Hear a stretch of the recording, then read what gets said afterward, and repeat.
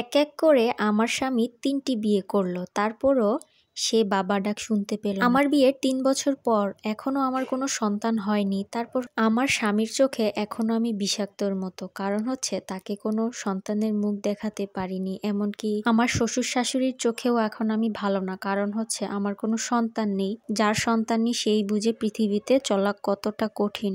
আমি সবাইকে বলেছিলাম যে আমরা দুজনে একটু ডাক্তারের পরামর্শ নেই, কিন্তু কেউ আমার কথাটা শুনলো না। সবাই আমার কথাটাকে ঝাড়ি মেরে ফেলে দিল। আর তারা সিদ্ধান্ত নিল যে আমার স্বামীকে দ্বিতীয়বার বিয়ে করাবে সন্তানের মুখ দেখার জন্য। তারপর আমি অনেক করে বুঝালাম, কিন্তু কেউ আমার কথা শুনলো না। আমার কথায় কেউ কোনো গুরুত্ব দিল না। কবে বিয়ে, কখন বিয়ে হয়েছে আমাকে কখনো তারা কিছু বলেনি, আমাকে কিছুই জানায়নি। না জানিয়ে আমার স্বামীকে দ্বিতীয় বিয়ে করে নিয়ে এসেছে। ওই দিন আমি সত্যিই খুব অসহায়ের মতো ছিলাম।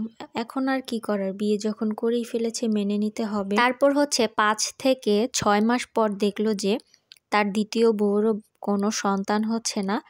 তারপর তো আমার মতোই অবস্থা হলো। আমার সাথে যেরকম ব্যবহার করতো ওই বউর সাথেও তেমনই ব্যবহার করতো তারা। তারপর সিদ্ধান্ত নিল যে সে আরেকটা বিয়ে করবে, মানে ৩ নম্বর বিয়ে করবে। তারপর আমার কোনো মতামত ছিল না, আমাকে তারা কোনো গণাই ধরতো না। এক এক করে বিয়ে করাচ্ছে আর ওনারা আশায় ছিল এইবার হয়তো কোনো না কোনো একটা সন্তান হবেই। তখন আমার কথা আমি আর কি বলবো, আমি একদম পুরা মাটির পুতুলের মতনই ছিলাম। আমাকে যে যেভাবে বলতো সেভাবেই তার কথা মেনে নিতে হতো, তার কাজ করে দিতে হতো। আমার কোনো সন্তান না হওয়ার কারণেই আমার স্বামী এক এক করে ৩টি বিয়ে করেছে।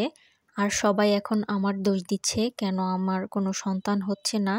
এটা তো আর আমার হাতে না, তাই না? কিন্তু এই কথাটা আমি কাউকেই বোঝাতে পারছি না। সবাই এখন আমার দোষই দিচ্ছে, কেউ আর এই কথাটা বুঝতে চাইছে না। এখন আমাকে মানুষ যেভাবে পারছে সেভাবেই কথা শোনাচ্ছে। আমি আর এর কোনো প্রতিবাদ করছি না, কারণ হচ্ছে আমি তো এখন মাটির পুতুল হয়ে গেছি, তাই না?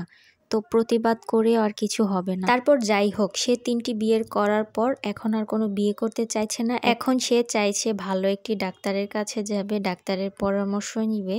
তারপর অনেক খোঁজাখুঁজির পর একটা ভালো ডাক্তারের কাছে গিয়েছে। তারপর ডাক্তারের কাছে যখন গিয়েছে তখন আমাকেও সাথে করে নিয়েছে। তারপর ডাক্তার তাকে বলল যে সে কখনো নাকি বাবা হতে পারবে না। সে এই কথাটা শুনে এত পরিমাণের কান্না করলো। আমার বিবাহিত জীবনে এত বছরে আমি তাকে কখনোই এমন কান্না করতে দেখিনি, কিন্তু আজকে আমার সামনে যে পরিমাণের কান্না করলো, তার এই কান্না দেখে অনেক খারাপ লাগলো আমার। সে অনেক পরিমাণের ভেঙে পড়েছে, তাকে অনেক সান্ত্বনা দিলাম। তারপর ডাক্তারও তাকে অনেক কিছু বুঝালো, তাকে মানে ওষুধপত্র এগুলো সব দিল। তারপর তাকে কোনো রকম বাসায় নিয়ে আসলাম। বাসায় আসার পর সে আমার কাছে অনেক মাফ চাইলো, বলল যে ওই দিন তোমার কথায় আমি কোনো পাত্তা দিইনি, কোনো গুরুত্ব দেইনি, তুমি আমাকে মাফ করে দিও।